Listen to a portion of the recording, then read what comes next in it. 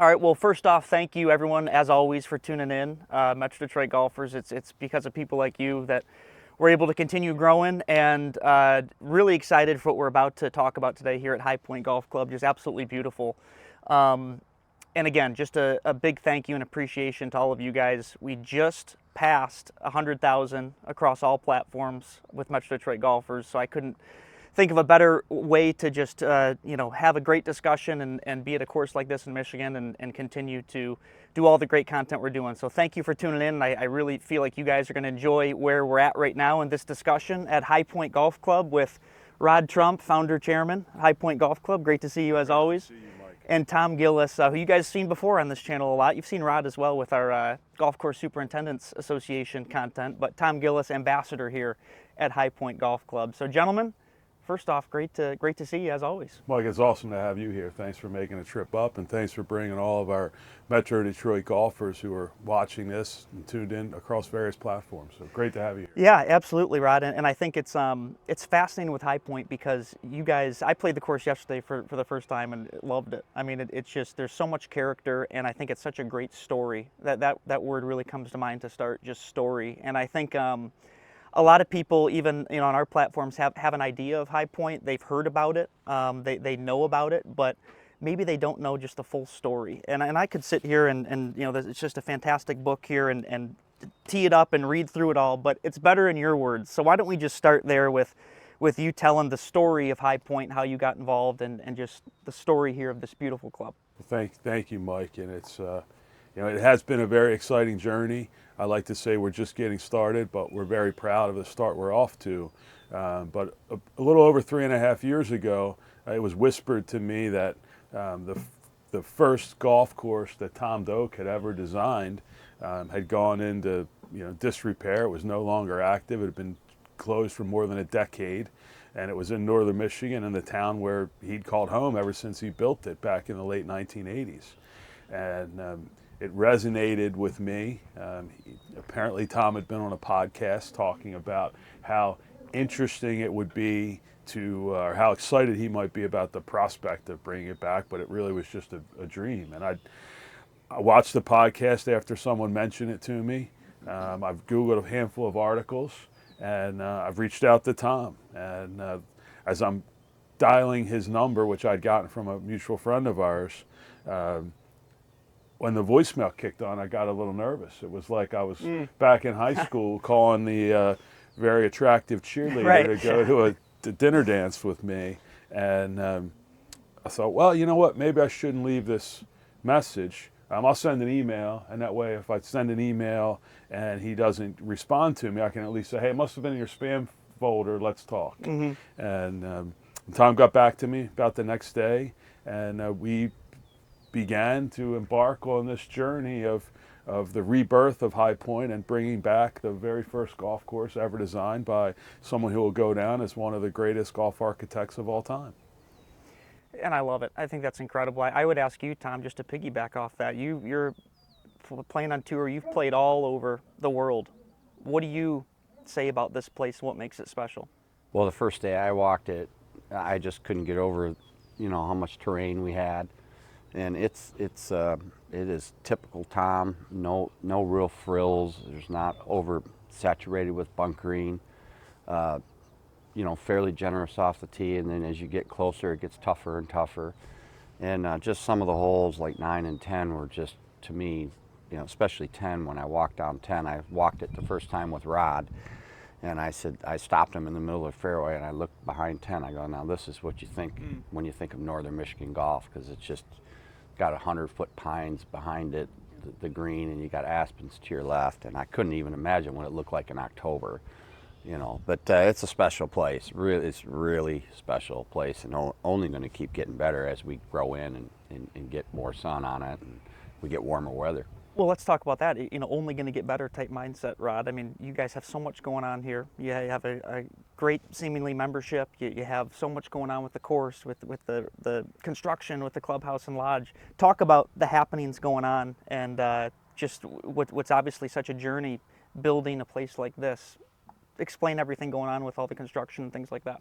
Well, one of the things I point out, we had our third annual Founders Cup dinner this past Friday night, And each year at our Founders Cup, we have a guest speaker, and we're fortunate to have a longtime friend of Tom's who's been involved in his book business as our speaker, Brian Lewis. And Brian did a great job entertaining everyone and giving us a look inside of, kind of behind the scenes of Tom. It's a little scary there, but it was nice to get in there. But our honoree this year was someone that anyone that follows Michigan golf is well aware of, Dan Lucas. Dan Lucas is our director of agronomy. Many of you saw the piece that was produced on Dan that you coordinated with the Michigan Golf Superintendents Association. And Dan's a very talented guy, and it's really hard to believe, and you would probably attest to this, having walked it and you played it yesterday, the fact that 2 years ago we were just shaping holes, just had started. We're about 6 weeks into shaping, and we hadn't dropped our first seed. Wow. And to think about where this is now, it's really, I've got a lot to be proud of with this team that we have put together, because we're only going to get better. That's what we talk about every day, is just get a little bit better every day. And time is on our side, and we've made a lot of progress, and there's still plenty of progress to make. But we are building on the top of the hill a 40-bedroom lodge. Wow. So we've got 2 wings of 20 bedrooms, and they're connected by a building called Founders House, which is a living room on steroids, a big gathering place for early in the mornings, late at night after we've kind of moved from the clubhouse. But of course, we're also building a new clubhouse up on the hill. So it sits high on a hill on the east end of our property. It looks over what we refer to as the Valley of Golf, which are holes 1 through 6, and obviously 18's over there as well. So it looks over the Valley of Golf with the back patio looking west. So you get these magnificent Michigan sunsets. So it's a special spot, and we've got the foundation beginning to go in on the new clubhouse next month. So it's just constant progress up here and focused on building. It is a special spot, special opportunity as well. I think about just being born and raised here in Michigan. As we sit right here at the time of filming this in mid-June, it's one of the absolute best times of the year in Michigan. I mean, it's so rare where it can be light out from 5:30 a.m. to 9:30 at night. And some of those sunsets and just views are spectacular. Tom, just building on that, from a Michigan golf perspective, I mean, you and I both, especially you, have played a ton of courses in Michigan. Michigan's a great golf state. I talk about it all around the country. It's one of the best golf states, and it's a cold weather state. Yeah. This course is going to be right up there with the best pure Michigan golf, so to speak. Well, and then the other fact that it's the only, I believe, and Rod, you can correct me if I'm wrong, it's the only design that Tom ever did where he shaped all the greens. And so it's unique in that. If you're into course design, that's kind of unique. And when me and Rod met down in Florida this winter, he said, how would you like to spend summers in Traverse City? And I said, well, Rod, anybody that's born in southeastern Michigan wants to spend the summers in Traverse City. I go, well, I'm in. So it's just I have fond memories of Traverse City just from the Michigan Open wins.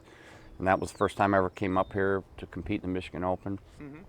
And so it's always been a special place to me.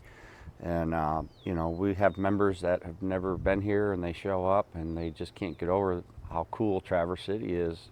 And they love our golf course, obviously. And it's just going to be, it's really going to get, like Brad said, we try to get better every day, but it's really going to be something special. And it already is something special. What do you guys hear most on that topic when someone comes up here for the first time and plays it? Is there a couple common responses? They say, "Oh my God, I was really impressed with this hole or with this layout or just this area." I think the recurring theme that we get is exceeds expectations. And originally how we got this going was my network of friends, close personal friends, guys that have seen different involvement I've had in golf in South Florida. Sure. it's how it started, and then it became Friends of Friends, and then my network in golf. And so there were a lot of people that believed in the vision, blind faith in me, you know, a love of Doak and Doak golf courses. And so there were a number, I'd probably say 95% of our early members, you know, were all on board basically off of just, you know, listening to me. Sure. And It's tough thinking about, they believed in the vision.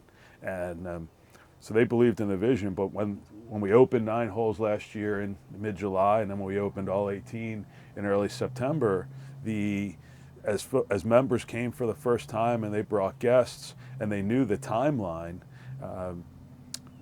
they repeatedly just said this really exceeded the expectations I had. Some had very lofty expectations, and some, you know, wanted to be a part of it, but you know, that was the recurring feedback. Well, and that's a testament to you and the network and just the vision, the passion, the goal. I want to dive into membership a little bit. One of my biggest takeaways, but you know, off the course, so to speak, and just walking around this property is, number one, the staff, their attention to detail and their hospitality. But number two, I really can just see, even whether it's certain signs in there, certain focus points, I really can see a true commitment to the members and a true focus on the members and you know, really showcasing, again, various signs, whatever. Talk about that, just you know, from a pure membership perspective, how much you're prioritizing catering to the members. Well, from knowing Tom's talent, and then as I got to understand the passion that he has for this project and this particular place, this land that's so important to him, I never had a question about, you know, how great the golf course would be. I always believed, I never lost a wink of sleep over, you know, how good's a golf course going to be. But we never wanted to just be a great course or even a great destination. It's always been my goal, and I articulated in the first conversation that I had with Tom, is I wanted to build a truly great golf club that would stand the test of time. And that's part of why our membership has been curated. We're not exclusive, but we are selective. And to borrow a phrase from my good friend who's been very helpful to me in this project, Mike Harmon. Mike was the founding professional at Secession Golf Club. Secession's, you know, roughly 40 years old now, but 25 years ago, when it was in its infancy, in its teenage years, it would be hard to find a place that had more culture. It became a club, a great club known around the world very quickly. And Mike would say about Secession, and it applies here at High Pointe is for anybody, may not be for everybody. But it's not about being exclusive, but it is being selective, because we truly want to build a culture that is centered around golf. It's golf focused, it's golf first, and that culture is, it's important. And to, you know, it takes great clubs to have great members are great people, and it's our responsibility to bring them together. So, Well said. Tom and Dan Lucas have always been focused on the golf course, and I've always, with great people like Tom Gillis and our head golf professional Nick Joy and Trey Wren, who's our creative director, we've always been focused on building the culture and the experience here at High Pointe. Well, let's speak to this for a second too. Even the, you know, members logo as well. I think that's a nice piece and a great culture type thing as well, where there's members only logo, obviously with the red around it, as we just showed. Talk about that concept, which obviously other clubs have had, or everyone I'm sure thinks of Augusta National with that as well. Talk about that concept. Well, if I may for a second, talk about the logo as a whole. Please, first. yeah. And I mean, we inherited a name. You know, it was High Pointe was Tom Doak's first golf course, and it was talked about. He wrote about in the Confidential Guide, and it was listed as one of his must plays. And you know, but Tom would tell you he doesn't design golf holes; he finds them. So we inherited a name. And we didn't want to necessarily we messed around with the original logo. It was an arrowhead. We turned it upside down. We put a tree in it to indicate rebirth. As you can imagine, we played with hundreds of concepts. And the photo that inspired the logo was taken of Tom and I standing next to this tree. That's a part of our logo, and I'm sitting in my office at my house, and I look across and I had this picture framed on a credenza, and I thought, you know what? Tom always talks about finding golf holes, and maybe we found our logo. Let's play around with the tree. And initially we had the tree, and the star was on the other side, and the star was shaped differently. And the star kind of indicates, you think of stars are up in the sky. Well, we truly want to be the high point of golf. We're working on building something very special. So it's a high pointed star. So we think that the combination of the tree and the star are very unique to us. And then obviously we put a circle around the tree and the star because Tom's career and his life have come full circle. He's back to where it all began. And when Tom first broke ground to build High Point the first time, he was 26 years old. Wow. When he came back and we started on its rebirth, he was 62, the reciprocal, full circle. And the member logo, you'll notice, it has the tree and the star and the circle, but it's red, white, and blue. And you'll only see the red circle as part of our member logo, and that is out of respect to the Stars and Stripes, this country that I love so much, and I know you love it as well. So that red, white, and blue presentation is in honor of America, and it's part of our member logo with that color combination. Awesome. No, I love it, guys, and it's great discussion, just talking about everything. What about just from a membership perspective, or I'm sure people watching this are God, I want to learn more, or I want some information. Take this wherever you want in terms of what you'd say to people that just want to learn more about High Point. We have a contact form. We call it our Declaration of Membership Interest Statement. It's on our website. A number of people find that. But they can also reach out to Tom as part of Tom's role as an ambassador. I take Tom's recommendations, very seriously. They carry a lot of weight with me. Tom's one of the most authentic people that I know. He speaks his mind. He's got really high golf IQ, and he's pure Michigan. He's multiple time Michigan Open champion, born and raised here, Michigan Golf Hall of Fame. So, Tom's role as an ambassador is, to help us make sure we're having conversations with the right people that are highly compatible with our mission and what we're building here at High Point. And of course, we are a national club. In fact, we're an international club. At this point, with 185 members, we have 13 international members that come to us from as far as Royal Melbourne in Australia, Tahiti in New Zealand. We have a member in Hong Kong. We have a number of members from around London, a club that I belong to there, St. George's Hill, as well as a few other spots, great clubs in the UK. Some of these guys get together, they call themselves the London Lads. But we are here in northern Michigan. And obviously, when we're thinking about guys that love the game, a lot of times the lines between business and passion for golf blur. So a lot of folks use the game of golf to entertain clients.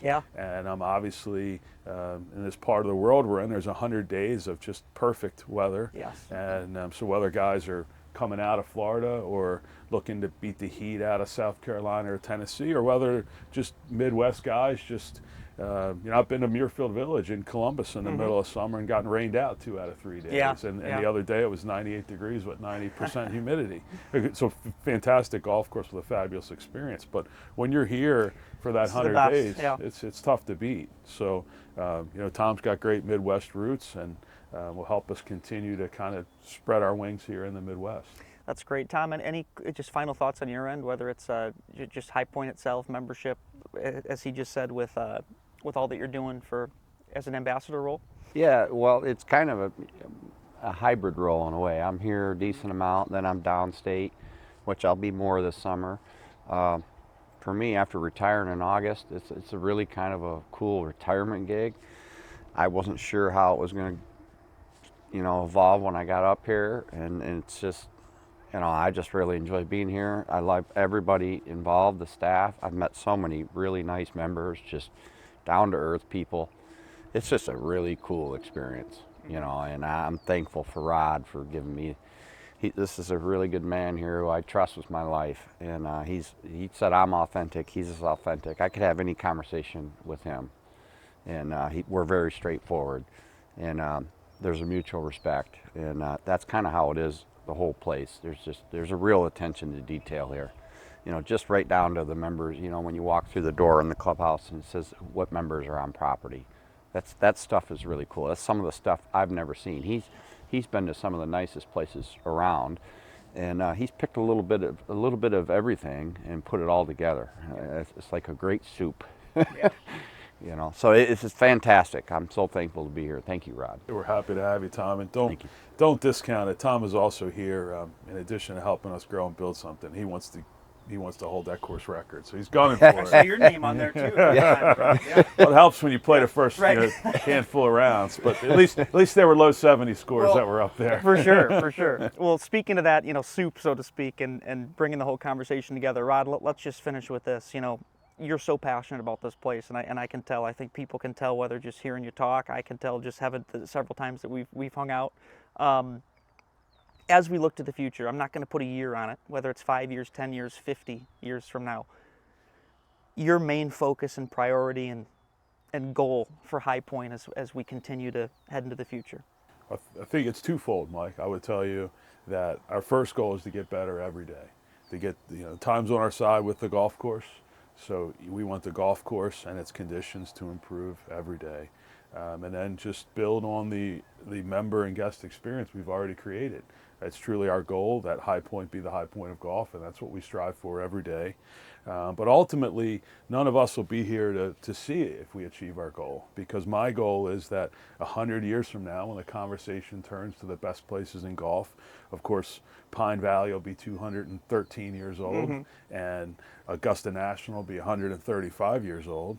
But 100 years from now, we want High Pointe to be in that conversation of the greatest places in the game. So that's the long-term focus, and that's what we're striving for. Well said. Well, gentlemen, appreciate it as always, and great to catch up. We're going to probably go walk and talk a little bit on the course as well, but appreciate you guys, number one, having me out, and number two, just building a place like this and really telling the story. It's fantastic. Thanks for coming, Mike. Great to have you here. Thanks, Mike.